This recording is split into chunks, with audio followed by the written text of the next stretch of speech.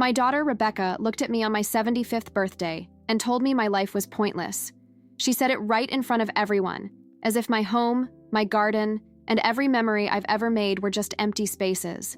But she didn't know that my quiet life holds a secret I've guarded for decades, a story that's the real reason I can never leave. My answer to her isn't just a response, it's a revelation that will change everything for both of us. When she said those words, it felt like the very roots of my existence were being torn out of the earth. But in that moment of public shame, I realized the soil in my garden wasn't the only thing with deep roots. My attachment to this home is not a sign of a stagnant life, but a monument to a sacrifice I made so long ago. What if the only way to save our love was to show her the hidden price of the life she now takes for granted? What would you do if revealing your biggest secret was the only way to heal a broken heart? Rebecca turned to leave, her face a mask of anger when I called her name. Stay with me until the very end and subscribe, because the answer I gave that day wasn't just a simple reply. It was a final act of love that will shake you to your core.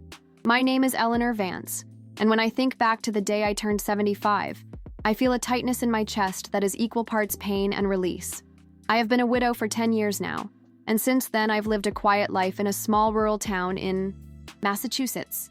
My home is old, filled with the antique furniture my husband and I collected over the years, each piece carrying its own story. In the backyard, I keep a garden that has become the center of my days and my peace. The flowers, the damp soil, the rhythm of the seasons, all of it makes me feel alive. I once tended the gardens of a large estate, and even in retirement, my hands still remember the earth as though it were part of me. My daughter, Rebecca, has always seen my life through different eyes. She lives in New York City, works in a high-powered job, and is constantly surrounded by urgency, technology, and endless commitments. She's always telling me I should sell my house, that there's no future for me here, that an assisted living facility would be more practical. I never argued much, only smiled and told her my life was here, with my memories and my garden. But the truth is, her words always hurt me more than I let on. It often felt like everything I built, everything I cherished, meant nothing to her. On my 75th birthday, Rebecca came to visit with my granddaughter, Clara. I had spent the morning preparing the table with embroidered linens, baking a simple lemon cake, the one my late husband used to love, and picking fresh flowers from the garden to place in vases. I wanted the house to smell like warmth and welcome, and I hoped Clara, at 15, full of restlessness and curiosity, would feel that life existed here too. When I saw Rebecca's car pull into the driveway, my heart skipped. Her visits were rare, and every meeting felt like some kind of test. At first, everything seemed fine. Clara rushed to hug me and commented on the smell of the cake, pulling a smile out of me that made the whole morning's effort worthwhile. Rebecca, on the other hand, walked in scanning the house like she was taking inventory of how much still managed to stand the test of time. Her face always carried that faint impatience, as if she were dealing with something that no longer made sense. Still, we sat, we ate, we laughed a little. For a few minutes, I let myself believe it would be a peaceful birthday. But it didn't take long for the subject to come up. Rebecca looked around and said, with that tone that mixes concern with judgment, "Mom, you can't keep living here by yourself. This isn't a life. In New York, you'd have more safety, more company, more dignity." I took a deep breath, trying to respond calmly, but before I could get a word out, she was already listing all the advantages of moving. Every sentence felt like a hammer hitting the walls of my home, trying to tear down everything I had so carefully built. The tension grew when I tried to explain that my life was here, that my garden was my refuge, that every object in this house carried a memory. Rebecca shook her head, frustrated, and her voice rose in front of Clara. "You don't get it, Mom. You're living in the past. There's nothing for you here. You're too old to see that your life in this place is pointless." The silence that followed was heavy, suffocating. Even Clara, who had been tapping on her phone, looked up in shock. Her words echoed inside me like a final blow. In that moment, it wasn't just my age being attacked. It was my entire history, my choices, my marriage, my work, my identity. I felt my face burn, not with anger, but with humiliation. It was as if everything I was had been reduced to dust in front of my daughter and granddaughter. My throat went dry. My hands trembled slightly on the table. I could feel my heart pounding, each beat like a reminder of how exposed I suddenly was. I wanted to answer her right then, to defend myself, but my words seemed stuck somewhere between my chest and my throat. I glanced at Clara, who was staring at me with wide eyes, uncertain whether she should speak or stay quiet. The room smelled faintly of lemon and sugar from the cake, but suddenly even that sweetness felt bitter on my tongue. I could hear the faint ticking of the clock on the wall, each second dragging longer than the last, amplifying the silence. My daughter had stripped me bare with one single sentence, and the worst part was that she believed it.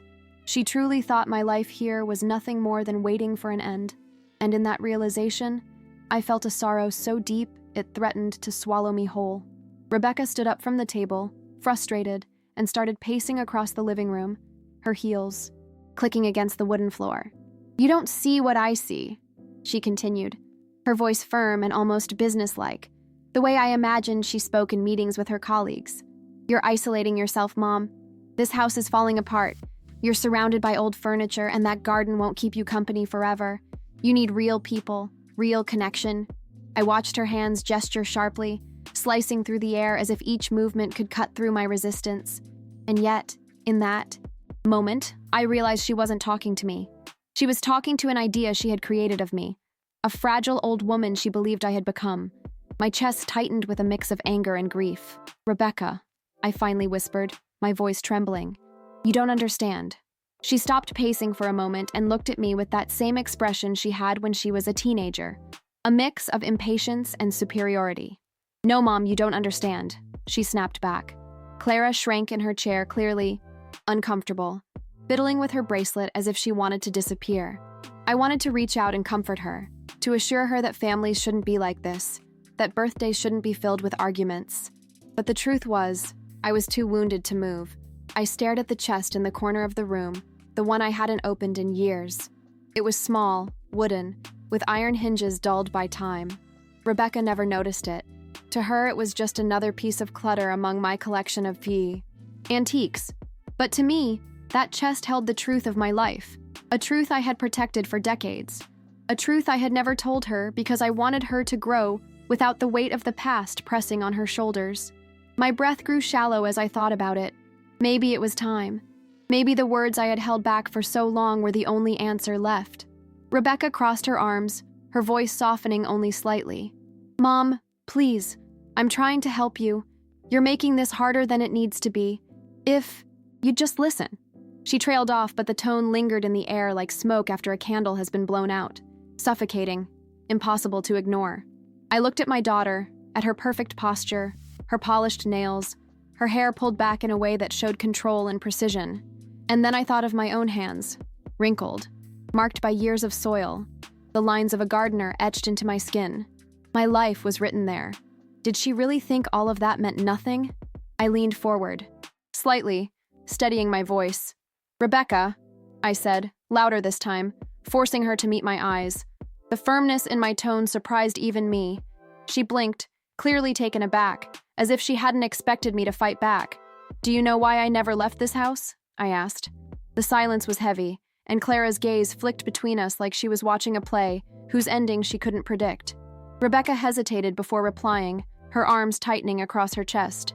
"Because you're stubborn," she finally muttered, her words sharp but uncertain. I let out a slow breath, almost a sigh, but not of defeat, of resolve. My hands moved instinctively toward that chest in the corner, my steps measured, deliberate. I could feel their eyes following me, curious, maybe even unsettled. My fingers brushed against the cool iron hinge, and for the first time in years, I lifted the lid. The faint smell of paper and cedar rose into the air. Inside lay the letters, the ones I had never shown her, the records of choices I made when she was just a child.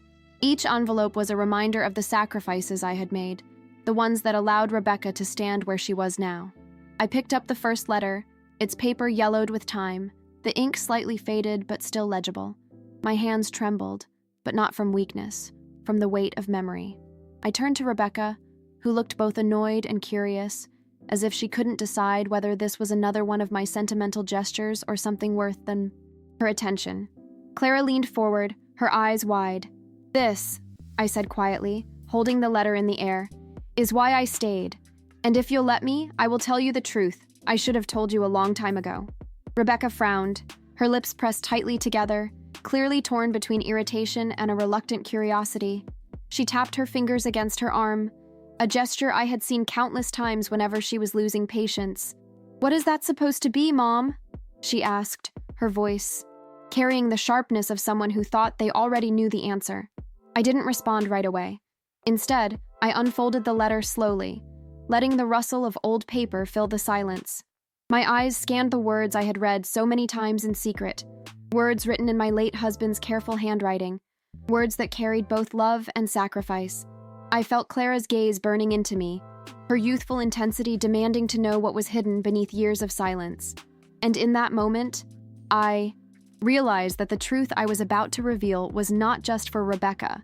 It was for Clara, too, for the next generation who deserved to know that a life built on soil and sacrifice was never pointless. I took a steadying breath before beginning to read. My voice quivered at first, but I forced it to remain clear, because these words mattered more now than ever before. "This letter," I said, holding it gently between my fingers, "was written by your father during a time when our lives were falling. Apart financially. We had nothing but this house and my job in the gardens. He wanted me to sell to start over, but I refused. I stayed here because I knew this land, this house, was the only anchor we had left." Rebecca's eyes flickered with confusion, perhaps even a flash of recognition, though she tried to mask it behind her hardened expression. Clara leaned closer, her lips parted, silently urging me to go on. As I read from the letter, the room seemed to shift. The words described sacrifices Rebecca never knew about. The nights her father and I went without heat so she could have textbooks. The times we pawned valuables to cover her tuition. The endless hours I spent in the gardens just to bring in enough to keep us afloat. "You see," I continued, my voice firmer now, "this house is not just where I live. It is the reason you were able to build the life you have now. Every corner of it holds a sacrifice you never saw, because I didn't want you to carry the burden of it." My throat tightened, but I pushed through, my eyes locked on hers. Rebecca's face softened slightly, though pride still held her shoulders stiff. "Why didn't you ever tell me?" she asked, her voice quieter than before, stripped of its usual authority. I folded the letter carefully and placed it back into the chest. "Because I wanted you to be free," I said. "I wanted you to live without knowing the cost. I wanted you to believe you could soar without seeing the ground we crawled on to make it possible."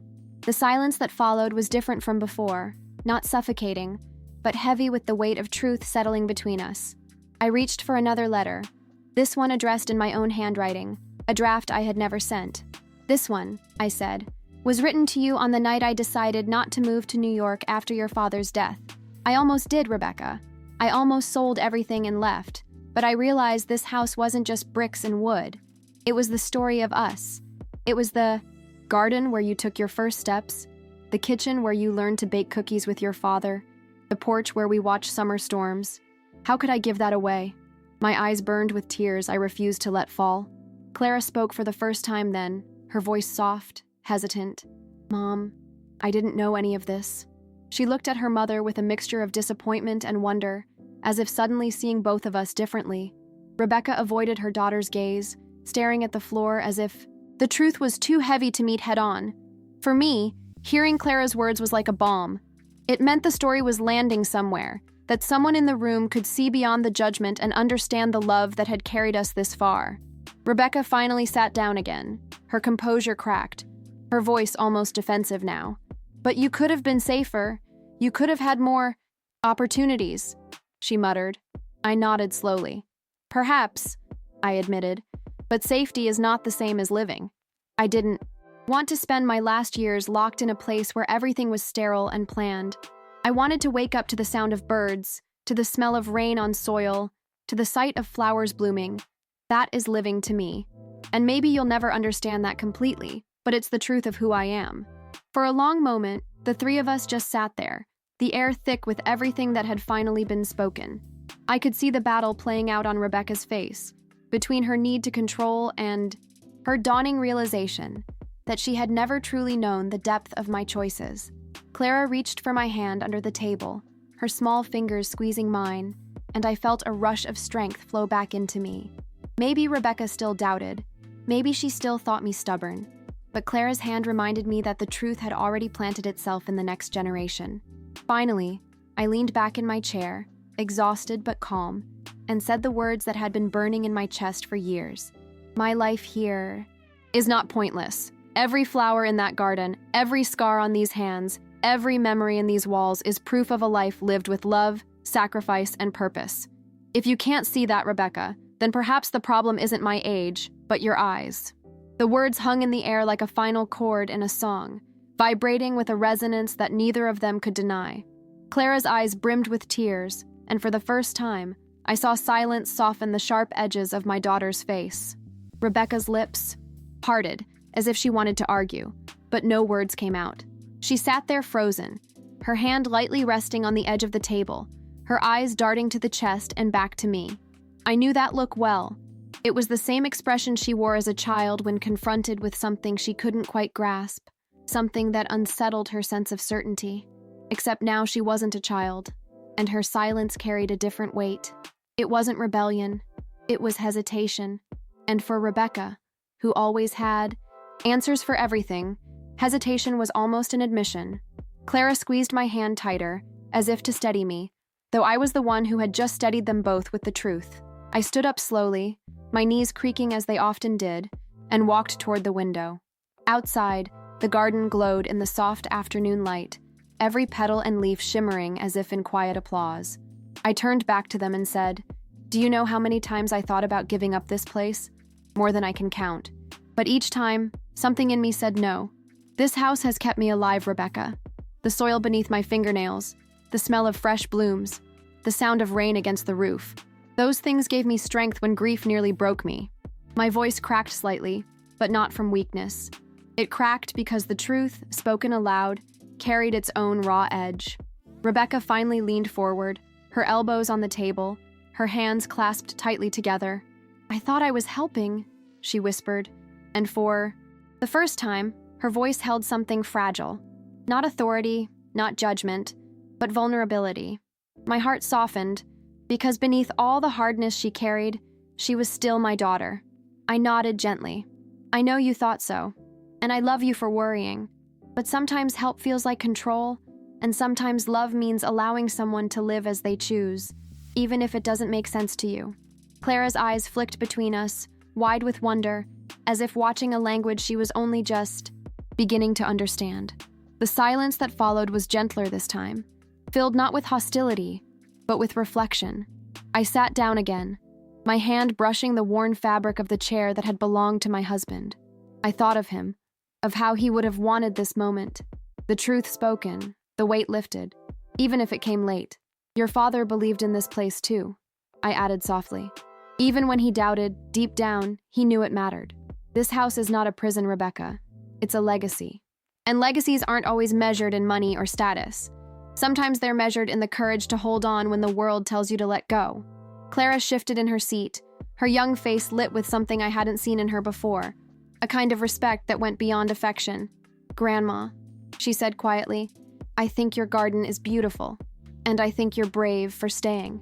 My throat tightened as tears threatened, but I smiled instead, because her words wrapped around my heart like sunlight on a cold day. Rebecca glanced at Clara, her jaw tensing, but she didn't correct her. She didn't dismiss her. That, to me, was already a sign of change, however small.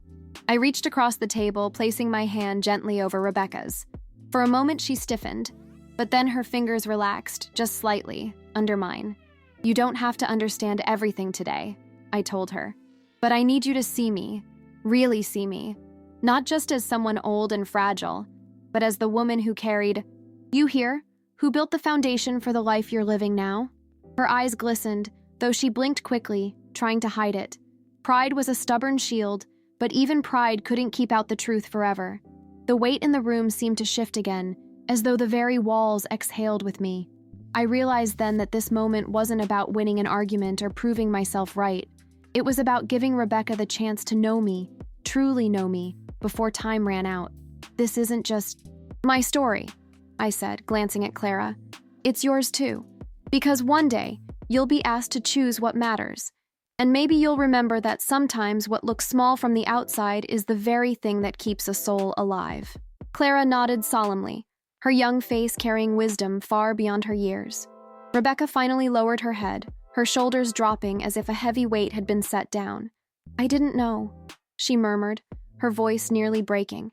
"I didn't know any of this." I let out a slow breath I hadn't realized I'd been holding. "You weren't supposed to," I replied gently. "I carried it for you. But now you do know. And that changes everything." My words lingered in the stillness, not as a rebuke, but as an invitation to heal, to forgive, to see differently. For the first time in years, I felt the distance between us begin to close, however fragile the bridge might still be. The room felt quieter than it had all day, as if the house itself was listening. I studied Rebecca's face, the lines of stress etched deeply into her forehead, the exhaustion in her eyes that no amount of makeup could hide. For the first time, I realized she was carrying her own burdens too. The pressure of her career, the endless responsibilities she never shared with me. Maybe her harsh words came from fear, not cruelty. Fear of losing me, fear of facing life without the anchor she never admitted I was. I wanted to reach across that silence and tell her she didn't have to be so strong all the time. That vulnerability wasn't weakness, but I knew she wasn't ready to hear that yet. I folded the second letter and placed it carefully back into the chest, closing the lid with a quiet thud. The sound seemed final, like the punctuation at the end of a chapter I had avoided writing for too long. My hands lingered on the wood, feeling the grooves worn smooth by years of being moved and cleaned, yet never opened. When I turned back to them, both Rebecca and Clara were watching me, closely. Their eyes weren't judging anymore. They were searching for answers, searching for the mother and grandmother they thought they knew, but perhaps never truly understood. "Do you remember?" I asked softly. "The summers when you'd run barefoot in the garden, Rebecca? You used to laugh until your cheeks turned pink, chasing butterflies and carrying buckets of water that were too heavy for you. Your father and I would sit on the porch, watching you with a joy that made all the sacrifices worth it." I smiled faintly at the memory, but my eyes burned with unshed tears. That's why I stayed. Not just for me, but for those moments. This house isn't stagnant. It's alive with everything we ever were. Rebecca's lips trembled slightly, and I could see the flicker of recognition in her eyes, the kind that only comes when memory strikes deeper than pride. Clara tilted her head, her voice cautious but curious. "Mom, did you really not remember that?" The question seemed to pierce Rebecca, and for once, she didn't respond immediately. Her hand went to her forehead, brushing a strand of hair behind her ear, her composure faltering. I could see the battle in her, the woman of the city, always in control, versus the little girl who had once laughed freely among daisies and soil. Watching her struggle, I felt an ache that was part sadness, part hope. Maybe, just maybe, she was beginning to remember who she once was. The tension between us shifted into something softer, though still fragile, like glass that had been cracked but not yet broken. I leaned back in my chair, the wooden frame creaking under me, and let out a sigh. "Rebecca, I don't expect you to agree with me," I said, "but I need you to respect my choice. This house, this life, it isn't a refusal to move forward. It's a choice to live in a way that matters to me. And if you love me, you have to allow that." My words hung in the air, not sharp, not desperate, but steady, like roots anchoring into the ground. Rebecca finally raised her head, her eyes glistening in the afternoon light. I didn't want you to be alone," she admitted, her voice breaking for the first time. "I thought I was protecting you, Mom.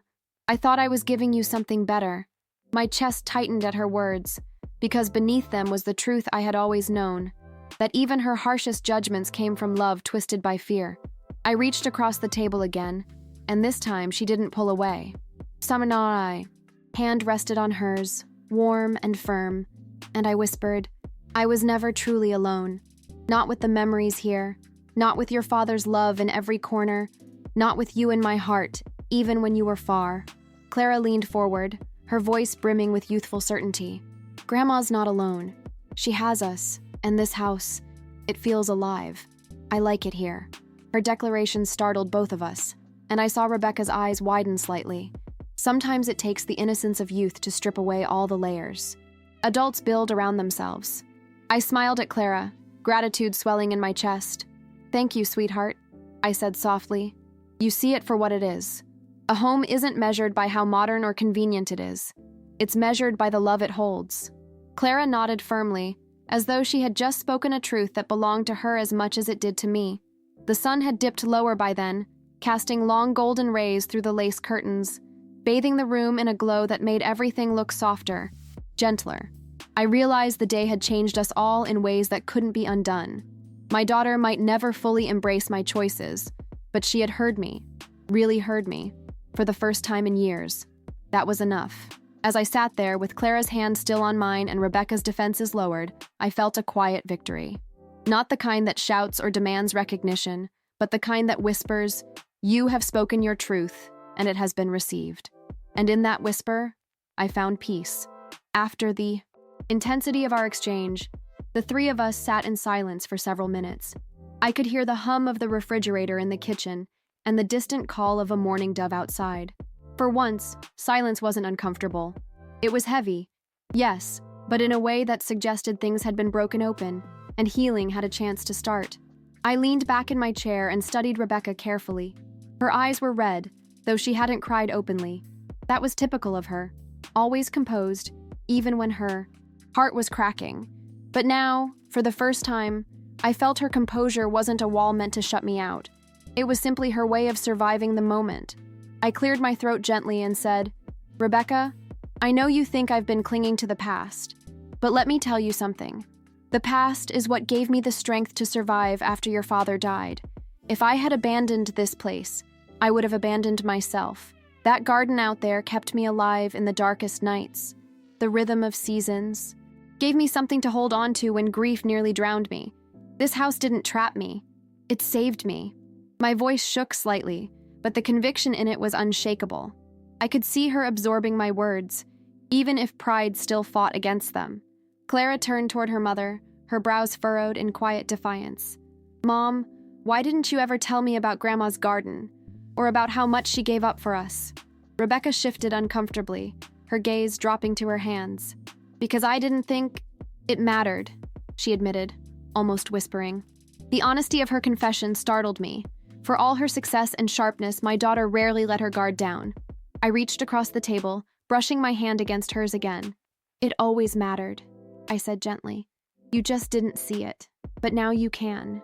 Rebecca finally looked up at me, her eyes glassy, her expression softer than I had seen in years. "I was wrong," she said, her voice breaking on the words. "I thought I was helping you. I thought this house was holding you back. But maybe it was me who couldn't see clearly. Maybe I've been running so fast that I forgot what it means to stop and breathe."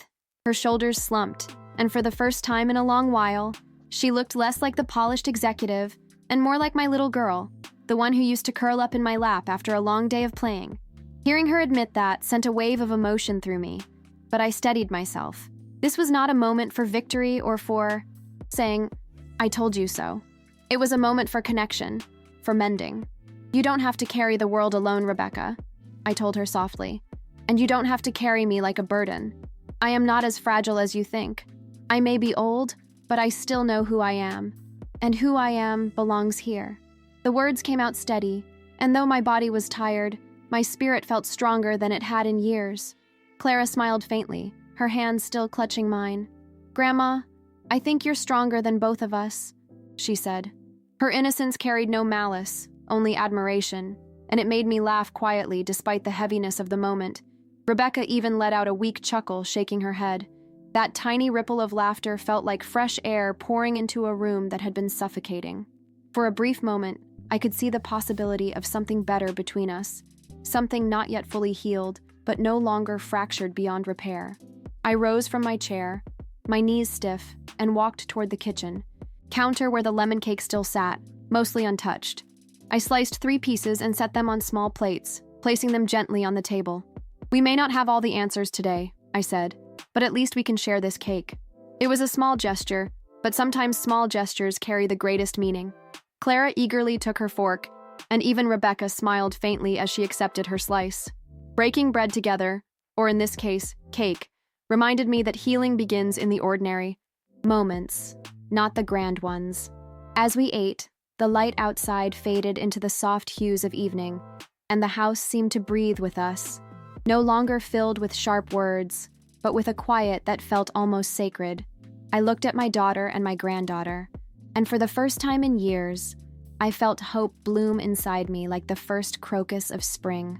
Maybe Rebecca would never love this house the way I did, but she had begun to understand it, and more importantly, she had begun to understand me.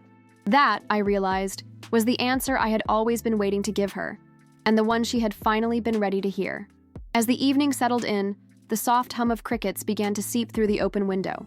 I watched Clara lean back in her chair, her fork scraping the last crumbs of lemon cake, her expression more thoughtful than playful. For a teenager, she seemed unusually quiet, as though she were carrying the weight of everything she had just witnessed. Rebecca, meanwhile, traced the edge of her plate with her fingertip, lost in thought. I recognized that silence, too. It was the silence of someone reckoning with truths that had never been spoken aloud before. For once, I didn't rush to fill it. I let it hang, because silence, I realized, can be a form of healing. I finally broke it, my voice steady but gentle.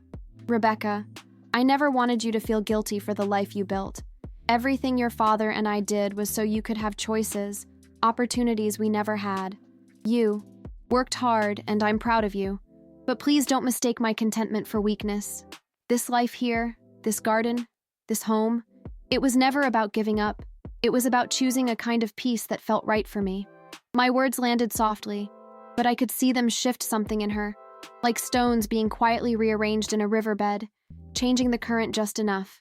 She looked up at me then, her eyes shimmering with a vulnerability I hadn't seen since she was a child. I guess I was afraid of losing you, she confessed. I thought if you stayed here, if you stayed alone, something terrible would happen, and I wouldn't be here to stop it. It made me angry, because I couldn't control it. Her voice cracked, and suddenly I saw her not as the executive in her tailored suit, but as the little girl who used to run to me after nightmares, clutching my arm for comfort. My heart ached at the memory, and I felt tears sting my eyes. I reached across the table once again, this time, with no hesitation, and took her hand firmly in mine. You don't have to control everything, Rebecca, I told her, my voice thick with emotion. Life isn't meant to be controlled. It's meant to be lived, even in its unpredictability. You've been trying so hard to manage everything that you've forgotten how to simply be, and maybe that's why you can't understand me, because you've forgotten what it means to be still. The words came not as reproach but as truth, the kind of truth a mother owes her daughter, even when it hurts. Clara's voice piped up, soft but strong. Mom, maybe Grandma's right. Maybe being here isn't about being stuck. Maybe it's about belonging. She glanced at me, her cheeks flushing slightly, but her eyes glowed with sincerity. Rebecca turned to her daughter, surprise flickering across her face. It struck me then that Clara, in her youth, carried the gift of perspective neither of us expected. Sometimes children see more clearly than adults, unclouded by pride or fear. I squeezed Clara's hand gratefully, silently thanking her for speaking the words I hadn't dared hope would be spoken aloud. Rebecca sighed heavily, leaning back in her chair, her posture slumping for the first time that day. Maybe I don't know how to stop, she admitted, her voice low. Maybe I've been running for so long, chasing success, chasing approval, that I don't even know what peace looks like anymore. She closed her eyes briefly, as if the confession had taken more energy than she expected. My chest tightened with both sadness and relief. Sadness that my daughter carried such a burden, and relief that she was finally allowing me to see it. It was a crack in the armor, and through that crack, light was finally slipping in. I stood and walked slowly to the window, looking out at the garden bathed in the last golden streaks of sunlight. The roses were beginning to close for the night, their petals folding inward like prayers. Peace doesn't always look grand, I said, softly, my back still turned to them. Sometimes it's just waking up with the morning sun, or pulling a carrot from the soil, or watching the seasons turn and knowing you've survived another year. That's all I wanted, Rebecca. A life that still felt like mine, even in its simplicity. The words were not meant to convince, but to share. And in sharing, I felt a weight lift from me. When I turned back, Rebecca's eyes were wet, though she quickly brushed at them with her fingertips. Clara leaned against her mother's shoulder, offering comfort in a way that seemed almost reversed, the child holding the parent. The sight made me ache, but it also filled me with hope. I realized then that my answer had already changed everything. Not because it solved every conflict or erased every wound, but because it opened a door we had kept locked for far too long. A door to understanding, however imperfect, and to love that could finally breathe again. The evening air grew cooler, drifting through the open window and carrying with it the faint scent of damp soil and lilacs. I felt it wash over me like a blessing, as though the earth itself was reminding me of its quiet strength. Rebecca wrapped her arms around Clara almost instinctively, her body shifting from rigidity to tenderness. Watching them together, I felt an ache of both pride and sorrow. Pride because my daughter, no matter how hardened by the world, still had tenderness within her. Sorrow because it had taken us so long to reach this fragile moment of honesty. I wanted to hold on to it, to stretch it into something lasting. Rebecca finally spoke again, her voice quieter, stripped of its usual sharp edges. "Mom, I never realized how much you carried for me. I thought you just stayed here because you were afraid to change. I didn't see the strength in it. I only saw what I thought you lacked." Her words cut me, but not in the way they once might have. This time, they carried humility, the raw kind that can only be spoken when walls begin to fall. I reached out my hand, and though there was distance between us, the gesture itself seemed to bridge something invisible that had kept us apart for years. I answered softly, "I stayed because love sometimes means sacrifice, Rebecca, and sacrifice isn't always pretty or easy to understand. I wanted you to fly, to chase every dream, even if it meant I had to remain rooted here. My roots gave you wings, though I never told you that." My voice cracked, but I didn't look away. I wanted her to see me not as frail, not as a relic, but as the woman who had chosen again and again to bear the weight so she wouldn't have to. Her eyes shone, and I knew the truth had finally broken through. Clara looked between us, her brow furrowed, her young voice carrying more gravity than I expected. "So, the reason we have everything is because Grandma stayed here?" The innocence of the question pierced me, because in its simplicity, it captured the essence of everything I had. Tried to explain. I nodded slowly, my throat tightening. "Yes, Clara, that's the truth. Every achievement, every opportunity had roots in this soil, even if you never saw them. Nothing we have was free. It all came from choices, hard choices, that were made long before you could understand them." Her hand squeezed mine gently, as though to acknowledge that now she did understand. Rebecca let out a long breath, leaning back in her chair, her face illuminated by the soft glow of the fading sunset. "I always thought strength looked like climbing higher, moving faster, conquering more," she admitted. "But maybe strength is also staying when the world tells you to run." She shook her head slowly, almost in disbelief at her own words. I felt tears prick at my eyes again, but this time they weren't born of pain. They were born of a quiet recognition that something had shifted in her. For the first time, she was beginning to speak my language. I whispered, almost to myself, "Strength takes many shapes. Sometimes it's in the hands that build, sometimes in the voice that leads, and sometimes in the silence of someone who chooses to endure." Clara tilted her head, her eyes wide, and whispered back, "That sounds like you, Grandma." Her simple affirmation landed deeper than any grand declaration ever could. I smiled at her, and in that smile I felt my late husband's presence too, as though he were there in the quiet corners of the room, proud of what we had built and of the truth finally finding its way into the open. The day's light finally surrendered to night, shadows stretching across the room while the lamp in the corner cast a warm, golden glow. I rose to switch it on, the soft click filling the silence. "We should rest soon," I said gently, though none of us moved. The air felt too sacred, too full of meaning, to break apart so quickly. Rebecca rubbed her temples, her expression still heavy but softened. "I don't know how to fix everything, Mom," she admitted, "but I want to try. I don't want Clara to grow up thinking distance is normal between us." Her words filled me with a hope I hadn't dared to feel in years. I returned to my chair, settling slowly, my body tired but my heart full. "Trying is enough," I told her. "We don't need to fix everything tonight. We just need to keep choosing to see each other, to listen, to forgive. That's all love really asks of us." Clara smiled faintly, her head resting against her mother's shoulder, and Rebecca nodded, her eyes glistening once more. In that moment, surrounded by the glow of the lamp and the quiet embrace of the night, I felt a peace so profound it almost startled me. For the first time in years, I wasn't afraid of what tomorrow might bring. Later that night, after the dishes were cleared and the remains of the cake tucked away, the three of us moved to the living room. The lamp cast a soft halo of light across the worn rug, and the creak of the old rocking chair filled the silence as I sat down. Rebecca and Clara curled together on the couch, a picture that would have once felt impossible, but now seemed almost natural. I watched them, my heart swelling with the quiet knowledge that something had shifted today. The walls of my home, which had so often heard only my footsteps, were now echoing with a kind of closeness I had feared was gone forever.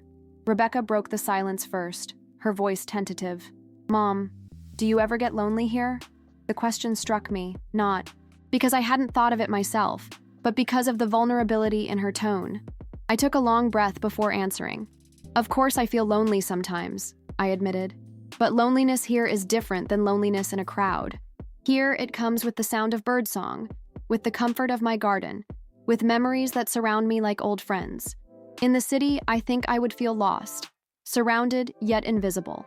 Here, even in solitude, I still feel seen." My words seemed to linger in her, softening her gaze. Clara tilted her head toward me, her voice earnest. "Grandma, do you ever wish you had moved closer to Mom?" I smiled gently at her, touched by the innocence in her question. "There were moments when I thought about it," I admitted. "But every time I imagined leaving, I realized I'd be giving away the very things that held me together. This home is more than a place, Clara. It's where love was planted, where memories bloom. To leave it would have felt like tearing up my own roots. And without roots, even the strongest tree can fall." Clara nodded thoughtfully, as though storing the words somewhere deep inside her. Rebecca leaned back against the couch, her arms wrapped around her daughter. "I thought roots were chains," she murmured, almost to herself. "I thought staying meant being trapped. But maybe I was wrong." She looked at me then, her eyes soft and searching. "Maybe I was afraid of roots because I didn't have time to notice mine." Her words pierced me, with both sadness and hope. Sadness for the years she had spent running without looking back, and hope that maybe now she was ready to see differently. I reached across the room with my gaze, as if my eyes could hold her even when my arms could not. The hours ticked by slowly, the clock chiming each half hour like a reminder of how fleeting moments can be. I thought of my husband, of the nights we had sat in this very room, dreaming about Rebecca's future. He had always believed she would go far, and she had, farther than either of us could have imagined. But he also believed she would one day understand where she came from. Tonight, as I watched her sitting in my living room, with tears drying on her cheeks, I felt he had been right. The distance hadn't erased her roots. It had only made her forget them for a while. I closed my eyes briefly, letting the sounds of the house wash over me. The faint whistle of the wind against the windows, the creak of the old floorboards, the rhythm of breathing from my daughter and granddaughter nearby. These sounds, ordinary and overlooked, had been my companions for years.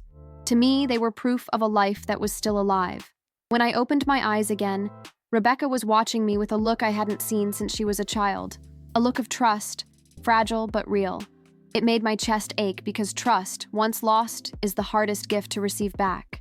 Rebecca finally whispered, "I don't know if I can come here more often. My life is so busy, and I don't want to promise something I can't give, but I want to try." Her honesty touched me deeply. She wasn't offering empty reassurances. She was offering what she could, and that meant more than anything. I smiled softly. "Trying is all I ask," I told her. "Presence isn't always measured in hours or days. Sometimes it's in moments like this, when you choose to stay a little longer, when you choose to listen." Clara nestled closer to her mother, and I knew the lesson was reaching both of them. As the night deepened, I felt exhaustion settle into my bones, but it was a sweet kind of weariness, the kind that comes after hard work that mattered. I rose slowly from the rocking chair, my knees stiff, and said, "It's time we get some rest." Rebecca nodded, helping Clara up from the couch. Together we walked down the hallway, the house quieter now but filled with a new kind of warmth. For the first time in years, I didn't feel like I was walking into an empty night. I felt surrounded, not just by walls and memories, but by love that had found its way back home. That night, after Rebecca and Clara settled into the guest room, I retreated to my bedroom.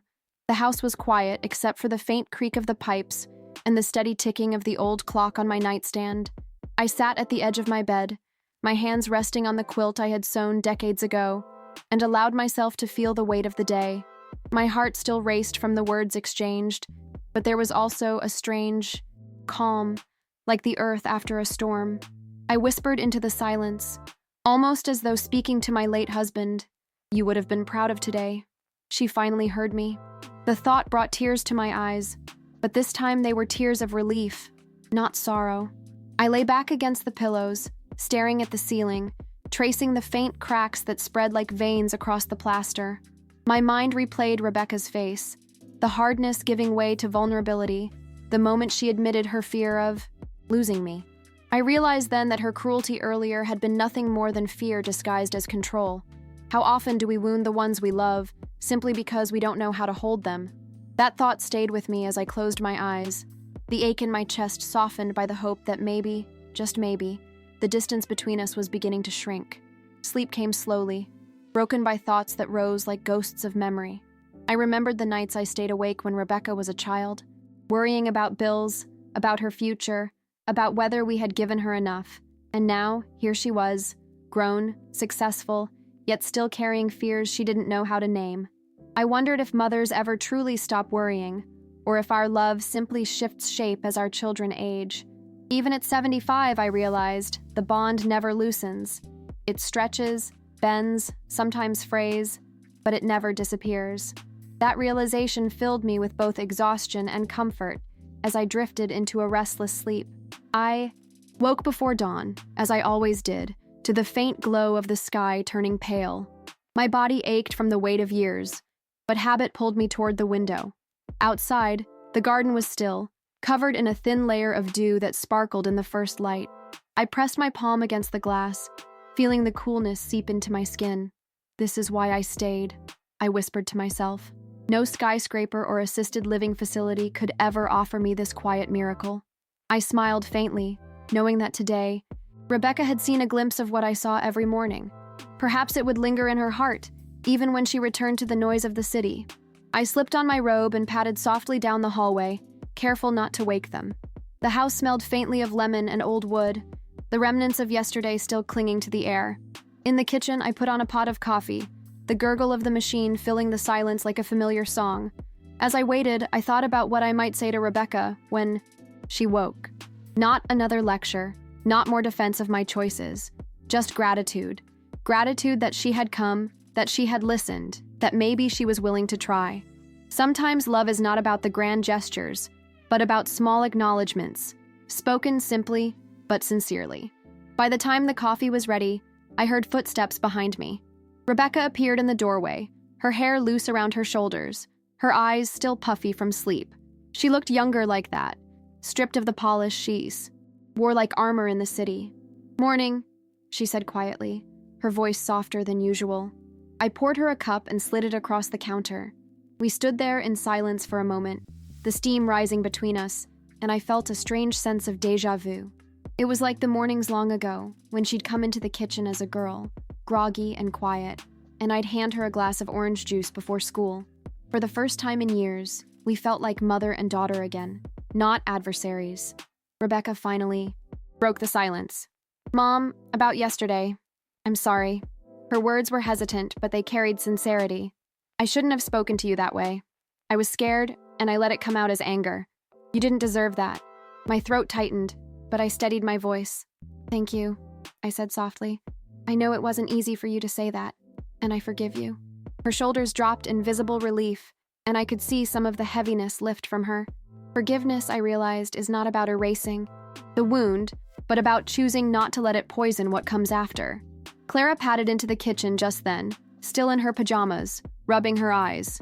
She looked at the two of us with sleepy curiosity, then smiled faintly when she sensed the softness in the room. "Are we okay now?"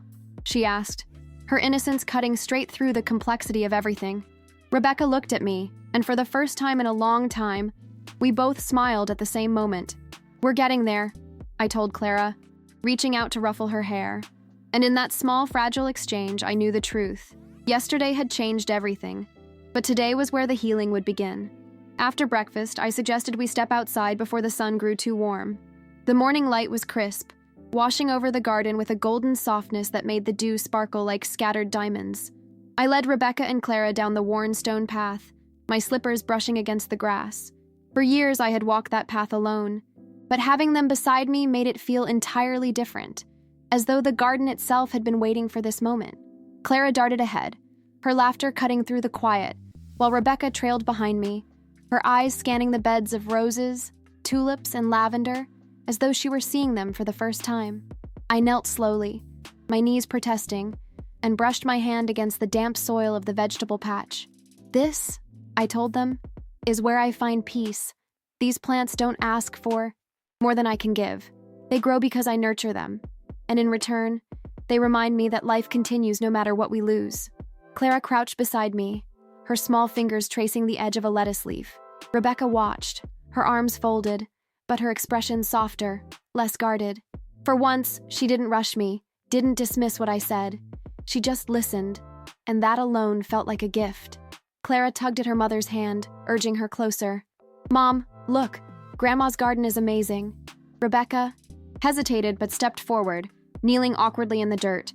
I caught the discomfort flicker across her face as soil clung to her perfectly manicured nails, but she didn't complain. Instead, she touched the soil tentatively, as though testing its truth. "It's calmer here than I expected," she admitted, her voice almost reluctant. I smiled faintly. "That's the thing about gardens. They change you if you let them." Rebecca looked up at me, and though she didn't speak, her eyes betrayed the tiniest spark of agreement. We wandered further, past the roses that had been my pride since before Rebecca was born. I pointed out the bush where she had once tripped and scraped her knee as a child, and her face softened with a flicker of memory. "You carried me inside and sang to me until I stopped crying," she said quietly. I nodded, my throat tightening at the recollection. "Yes, and I would do it again 1,000 times if it meant taking away your pain." The words slipped out easily, but they hung between us, heavy with all the unspoken years when I hadn't been able to take her pain away. Clara knelt by the rose bush, inhaling deeply. "It smells like happiness," she declared, her voice filled with wonder. Rebecca laughed, a genuine laugh that startled me with its warmth. It was rare to hear that sound from her, unfiltered and free.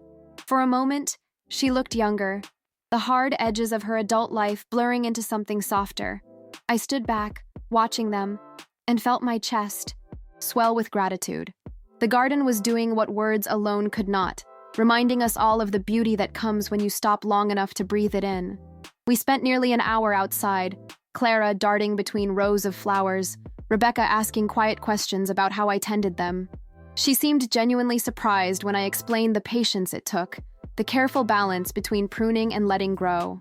"It sounds a lot like raising a child," she remarked wryly. I chuckled. "Exactly. You nurture, you guide, but you can't control everything. You have to let them grow in their own way." She looked at me then, her expression unreadable, but I could tell the words had landed somewhere deep inside her. Eventually, we made our way back to the porch, the three of us sitting on the old wooden swing that creaked under our weight.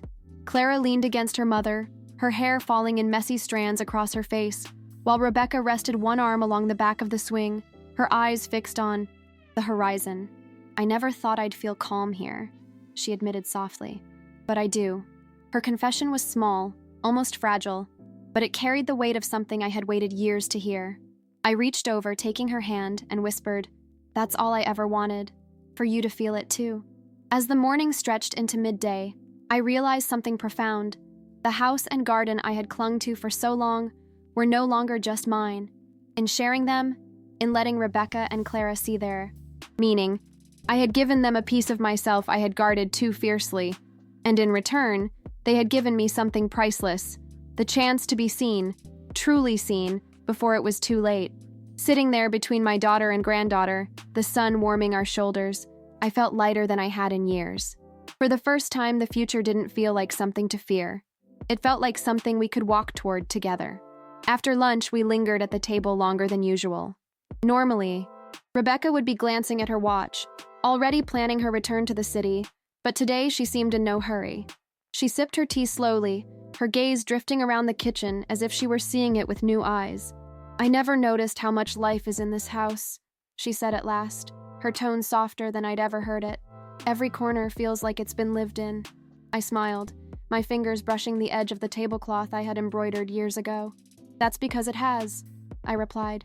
It holds every joy, every sorrow, every ordinary day. That's what makes it home. Clara excused herself to wander through the living room, her fingers trailing across the shelves where old photographs rested. I watched from the table as she picked one up, a faded picture of Rebecca as a little girl sitting on her father's shoulders. Clara studied it for a long time before calling out, "Mom, you look just like me here." Rebecca joined her, a faint laugh escaping her lips as she nodded. "You do," she admitted, and for a fleeting moment I saw both my daughter and my granddaughter reflected in the glass of that frame, 2 generations bound by features, and now, perhaps, by a growing understanding. Later in the afternoon, I suggested we bake another cake together, not because we needed it, but because I wanted to share the memory. Clara eagerly rolled up her sleeves, flour dusting across the counter like soft snow, while Rebecca hesitated before joining in. At first, her movements were stiff, unfamiliar, but as the laughter bubbled up from Clara, Rebecca softened. We moved around the kitchen like we once had decades ago, measuring sugar, cracking eggs, and licking spoons. I felt my heart swell with joy. It wasn't about the cake. It was about stitching together pieces of us that had been frayed for far too long. As the cake baked, the smell of lemon and vanilla filled the house, weaving itself into the air like a promise. We sat in the living room, waiting, and Clara curled up, at my side, her head resting on my shoulder. Rebecca sat across from us, her eyes watching quietly, her face thoughtful. "I never slowed down enough to notice things like this," she admitted. "The smell, the waiting, the simple joy of it." Her voice cracked, and she pressed her lips together. I reached over and squeezed her hand. "It's never too late to notice, Rebecca," I whispered. "Life gives us new chances every day." When the oven timer rang, Clara jumped up, her excitement contagious. Together we pulled the cake out, the heat rushing into our faces, and placed it on the counter to cool. Rebecca smiled faintly, brushing hair from Clara's forehead. "You're lucky to grow up with this. Mom's stories and Grandma's garden," she said to her daughter, though her eyes lingered on me. I caught the weight of her words, an acknowledgement, a recognition of what she had once dismissed. For the first time, I felt that perhaps she no longer saw my life as pointless.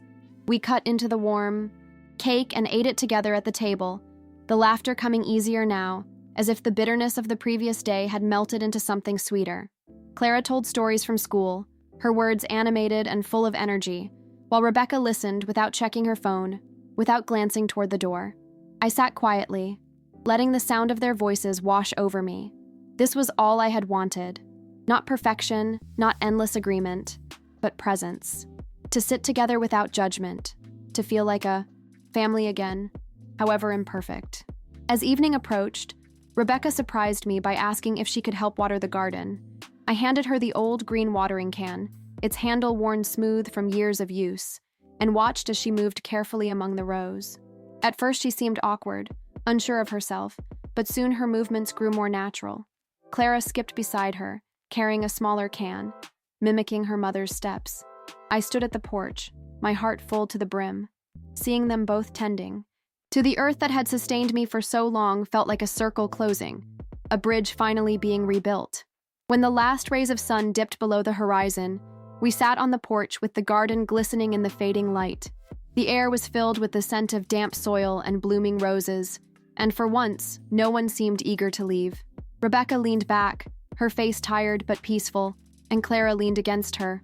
I wrapped a shawl around my shoulders, my heart swelling with quiet contentment. In that stillness, I realized that what I had given them was more than stories or lessons. It was a piece of myself, woven into the roots of this place. And now, finally, they had begun to receive it. The following morning, I woke to the sound of birdsong outside my window, a melody that had greeted me faithfully for years. But this time it felt different, lighter, almost celebratory. I rose slowly, the stiffness in my joints reminding me of my age, and dressed before heading to the kitchen. To my surprise, Rebecca was already there, pouring coffee. She smiled faintly, a tired but genuine smile, and handed me a cup. "I couldn't sleep much," she admitted. "Too many thoughts." I took the cup, wrapping my hands around its warmth, and said softly, "That's what happens when the heart starts opening. It doesn't rest right away. It learns." Clara bounded in a few minutes later, her energy filling the room like sunlight. She hugged me tightly and then plopped down at the table. Already. Talking about wanting to pick more flowers to take home. Rebecca rolled her eyes affectionately, and I caught the smile tugging at her lips. Watching them together made me realize how much I had feared these moments would never come. For years, I had felt like an outsider in my daughter's life, but now, here she was in my kitchen, her laughter mixing with her daughter's. It was as if the house itself sighed in relief, grateful to be alive with voices again. Over breakfast, Rebecca asked me more about the letters in the chest. Her tone was curious, not accusatory. "Why didn't you ever show them to me before?" she asked. I thought carefully before answering. "Because I wanted you to grow without feeling burdened by my sacrifices. I wanted you to fly without looking back at the ground you were leaving me on. But now, I see that hiding them also kept us apart. I should have trusted you with the truth sooner." She nodded slowly, her fork idle on her plate, as though weighing my words. "Maybe I wasn't ready before," she said at last. "But I am now." After breakfast, I showed them more of what I had kept hidden over the years. Photographs, small trinkets, pieces of my life that told stories I had never shared. Clara listened intently, her eyes wide with fascination, while Rebecca asked quiet questions, her voice tinged with both regret and curiosity. It felt like opening a window that had been shut for decades, letting in light and fresh air where dust had once gathered. With every story, I felt the distance between us shrink further. For the first time, I wasn't just a mother clinging to her past. I was a woman revealing her truth. Later that day, Rebecca walked with me through the garden again, this time without prompting. She touched the petals of a rose gently, her expression thoughtful. "I think I finally understand why you stayed," she said quietly. "It's not about refusing to move on. It's about holding on to what gave you strength. I may not make the same choices, but I can respect yours now." Her words landed in me like a blessing. I didn't need her to live my life. I just needed her to see it for what it was, meaningful. And in that moment, I knew she finally did. Clara joined us, carrying a small notebook where she had begun sketching the flowers. She showed me her drawing, rough, uneven, but full of life. "I want to remember this," she said proudly. Rebecca looked at her daughter with a softness I hadn't seen in years. "Maybe one day you'll have your own garden," I told Clara. "And when you do, you'll remember that roots are not chains. They're the foundation that lets you grow." She nodded eagerly, scribbling down my words as if they were a secret worth keeping. My heart swelled with hope that this wisdom would outlast me. As evening approached, Rebecca began to pack their things. The familiar ache of goodbye settled in my chest, but it was different